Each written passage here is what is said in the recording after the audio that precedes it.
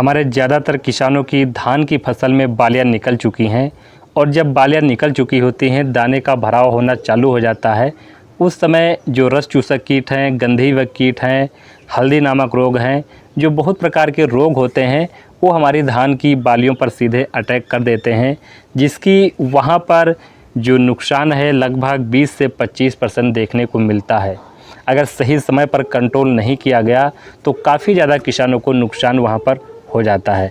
तो आज की इस वीडियो में आपसे बात करेंगे गंधीवक कीट के लिए, रस चूसक कीट के लिए, हल्दी नामक जिसे कंडुआ रोग कहते हैं, पत्ता लपेटक, शीत ब्लाइस्ट के लिए कौन सी दवा सबसे अच्छी है, कौन सी दवा का स्प्रे करना चाहिए, कितनी मात्रा लेना है और कब आपको स्प्रे करना चाहिए। पूरी जानकारी इस कंप्लीट वीडियो में आपको बताने वाला हूं। सबसे पहले किसान भाइयों बात करेंगे, जब गबोट अवस्था हमारी प्रारंभ हो जाती है, उससे देखभाल आपको जब तक दाने का भराव सही ढंग से नहीं हो जाता है तब तक आपको देखभाल बहुत ही सही समय से आपको करना होता है।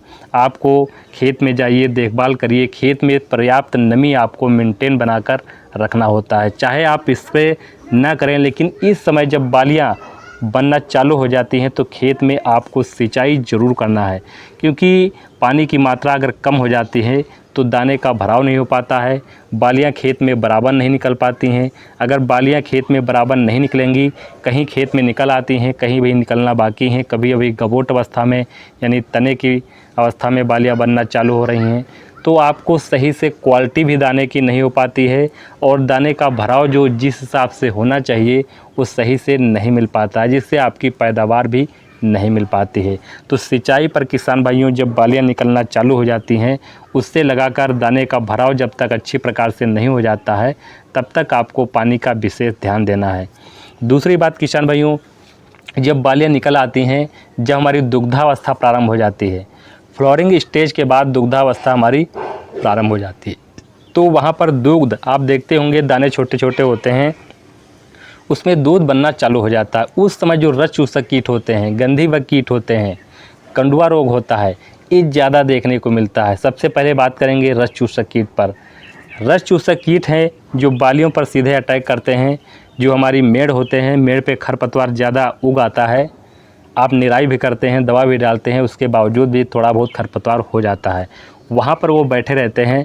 जैसे ही वहाँ पर दुग्धावस्था हमारे दानों में प्रारंभ होती है, वैसे ही सीधे अटैक कर देते हैं और वहाँ पर रस चूस करके दाने को खोखला बना देते हैं और आपकी जो पैदावार है 20 से 25 या 30% तक कम हो जाती है। जब आप कटाई करते होंगे तब वहाँ देखते होंगे दाने हमारे खोखले हो जाते हैं, फराहा जिसे बोलते हैं वो ज़्यादा हो जाता है, यानी एक बालियों में जो ठोस दाने हैं वो बहुत ही कम है, मान के चलिए 50% से ही कम है, और जो हमारे खोखले दाने हैं उसकी संख्या ज़्यादा है। ऐसे में पैदावार हमारी निश्चित रूप से कम हो जाती है और दाने हमारे काले पड़ जाते हैं, भूरे पड़ जाते हैं, लाल पड़ जाते हैं, जिससे हमें मंडी भाव अच्छा नहीं मिल पाता है, उसकी क्वालिटी अच्छी, शाइनिंग अच्छी नहीं मिल पाती है। तो पूरी जानकारी बताएंगे कौन सी दवा आपको स्प्रे करना है। सबसे पहले किसान भाइयों बात करेंगे, इसके बाद जब दाने भराव चालू हो जाता है तो वहाँ पर आप देखते होंगे जो कंडुआ रोग है, जिसे हल्दी नामक रोग बोलते हैं, जिसे घरों में हल्दी होती है वैसे रंग की वहाँ पर रोग लग जाता है। वो हल्दी जो वहाँ पर लग जाती है बालियों पर, तो वहाँ पर फूल जाता है हमारा, तो दाने को भी वहाँ पर क्वालिटी डाउन हो जाती है, दाना हमारा काला पड़ जाता है, भूरा पड़ जाता है और वहाँ पर जो रोग है पूरे खेत में धीरे धीरे फैल जाता है। ये उड़कर इसका संक्रमण जो है वो बहुत तेज़ी के साथ फैलता है। आप देखते होंगे आज इस खेत में लगा हुआ है और इधर किनारे लगा हुआ है और मात्र 1 से 2 दिन में पूरे खेत में फैल जाता है। और इसका अगर सही पर नियंत्रण नहीं किया गया, सही टाइम पर दवा नहीं डाली गई, तो हमारी जो पैदावार है बहुत ही कम हो जाती है। पैदावार कम के साथ साथ हमारी जो क्वालिटी है वो बहुत ज़्यादा डाउन हो जाती है, यानी कि धान की शाइनिंग, धान की जो आप देखते होंगे शांत तरीके से हमारा जो रंग है, कलर है, वो बहुत ही डाउन हो जाता है। आज के युग में हमारी देखी जाती है कि दाने में शाइनिंग कितना है, दिखावा देखा जाता है कि ऊपर से जो क्वालिटी है वो मेंटेन है नहीं है। अंदर कुछ भी हो, लेकिन देखने में अच्छा सुंदर होना चाहिए, तभी हमारा मंडी भाव भी अच्छा मिलता है।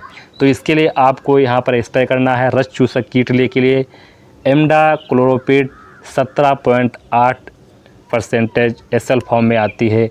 उसकी डोज की बात करें इमिडाक्लोप्रिड की, तो वहाँ पर आपको लेना है 90 से 120 या 125 ml प्रति एकड़ के हिसाब से आपको ले लेना है, यानी 100 से 125 या 130 ml प्रति एकड़ के हिसाब से आपको लेना है। लेकिन पानी की मात्रा ज़्यादा होनी चाहिए, 150 से आपको 200 लीटर पानी में घोल तैयार कीजिए और आपको स्प्रे करना है।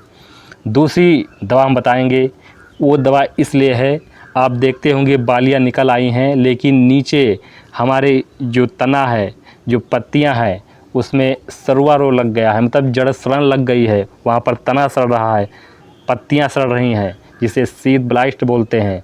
सीड ब्लाइस्ट का हमारे खेत में लगती है जब वहाँ पर ज़्यादा पानी का भराव रहता है। कभी कभी देखते होंगे जो नीचे खेत हैं, जब आपने रोपाई की तब से लगा करके, एक तो बारिश हो गई, खेत हमारा नीचा है, बहुत ज़्यादा नीचा है, वहाँ पर पानी का भराव जब से आपने रोपाई की है और जब तक वहाँ पर कटाई होगी तब तक पानी का भराव बना रहता है।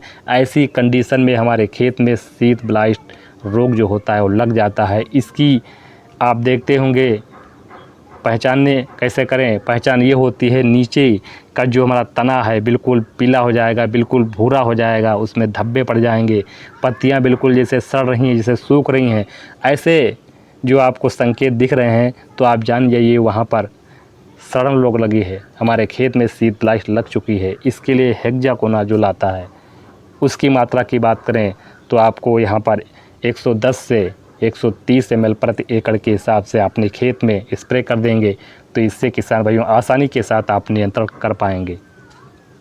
तो मैंने जो दवा बताई है कि बालियाँ निकल रही हो, निकलने के बाद जब दुग्धावस्था बनना चालू हो जाती है, जब रस चूसक कीट वहाँ पर बालियों पर आक्रमण कर देते हैं, चूसने लगते हैं, उस कंडीशन में उसके पहले ही जब फ्लावरिंग स्टेज चल रही होती है उस समय आपको स्प्रे नहीं करना है। जब फ्लावरिंग की स्टेज आपको वहाँ पर ख़त्म हो जाती है तब आपको इमिडाक्लोप्रिड जो हमारा आता है उसकी मात्रा मैंने बताई है 90 से 125 या 130 ml प्रति एकड़ के हिसाब से आपको स्प्रे कर देना है। निश्चित रूप से आपके कंट्रोल हो जाएगा और आसानी के साथ आप पैदावार भी बढ़ा सकते हैं। उसमें जो दाना हमारा है वो भूरा नहीं होगा, वो काला नहीं पड़ेगा, उसकी शाइनिंग भी नहीं जाएगी। और इस समय किसान भाइयों आप देख रहे होंगे बहुत ज़्यादा धूप भी हो रही है, बहुत गर्म भी हो रहा है और कहीं कहीं पर बारिश नहीं हो पा रही। जिससे हमारे क्षेत्र में किसान भाइयों इस समय बारिश नहीं हो पा रही है, सभी लोग सिंचाई करना प्रारंभ कर दिए हैं क्योंकि खेत में पर्याप्त नमी नहीं रह गई है। तो वहाँ पर बालियाँ भी बड़ी नहीं निकल पा रही हैं, वहाँ पर छोटी बड़ी बालियाँ हो जा रही हैं क्योंकि खेत में जहाँ पर नमी ज़्यादा है तो बालियाँ एकदम से निकल आई हैं, जहाँ पर नमी नहीं है तो बालियाँ वहाँ पर छोटी निकल रही हैं, दाने का भराव अच्छी प्रकार से नहीं हो पा रहा है। तो इस चीज़ का किसान भाइयों विशेष ध्यान देना है। बालियाँ जब से निकलना प्रारंभ हो जाती हैं तो वहाँ पर पानी की सिंचाई यानी खेत में नमी आपको मेंटेन बनाकर रखना है। अगर नमी में लापरवाही कर दिए, थोड़ी सी लापरवाही कर दिए तो आपको बहुत बड़ा भारी नुकसान देखने को मिलेगा।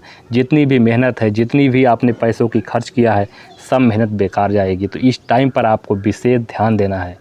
किसी भी जानकारी के लिए, खेती बाड़ी से संबंधित किसी प्रकार की जानकारी हो, किसी भी सवाल की जानकारी लेना है तो नीचे आप कमेंट कीजिए। और अगर आप कहीं बाहर से हैं, दूर से हैं, तो आप वहाँ पर कमेंट ज़रूर कीजिए किस क्षेत्र से आप बिलोंग कर रहे हैं।